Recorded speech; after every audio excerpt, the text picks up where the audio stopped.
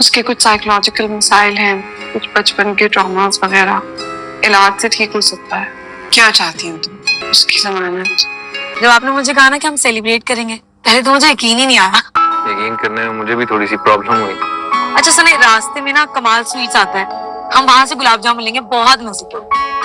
कमाल स्वीट्स है कहाँ? मुइज के घर के सामने। सारा अब दोबारा से हसन को हवालात से छुड़ाएगी। वो अपने वालिदैन को कन्विंस करेगी कि उसको कुछ साइकोलॉजिकल इश्यूज हैं, इसलिए उसका इलाज करवाना बहुत ही ज़्यादा ज़रूरी है और इलाज के बाद वो ठीक हो सकता है।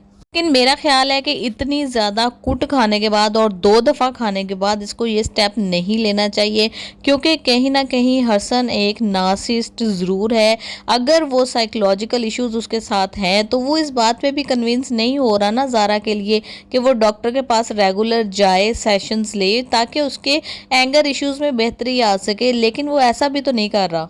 ज़ारा को इस चीज़ पे भी फोकस करना चाहिए कि हसन मुसलसल उसको धोखा दे रहा था, उसके साथ झूठ बोल रहा था कि वो सेशंस ले रहा है, जबकि उसने एक भी सेशन नहीं लिया।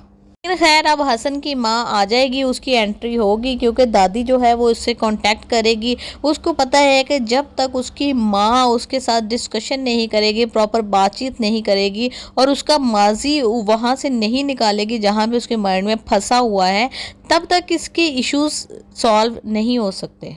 दूसरी साइड पे जो बेबो है उसकी एज थोड़ी है, अभी ना समझ सी लड़की है, प्रेग्नेंट तो वो है। डॉक्टर नुमैर ने इस बात को एक्सेप्ट भी कर लिया है कि हाँ ठीक है, मेरा भी बच्चा पैदा हो सकता है और मैं भी बाप बन सकता हूँ, क्योंकि असल वजह ये थी कि उसके 99% चांसेस ही नहीं थे बाप बनने के, इसलिए वो बेचारा दुनिया में या अपनी वालदा से यही कहता था कि मुझे तो बच्चे चाहिए ही नहीं।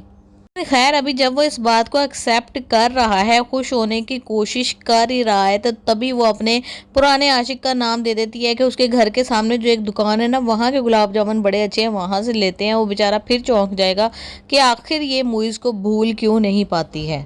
ऐसी छोटी छोटी सी जो बातें हैं ना, वो उसके दिल में गिरा डालती हैं और वो बहुत देर तक फिर डिस्टर्ब रहता है इन बातों को सोच के।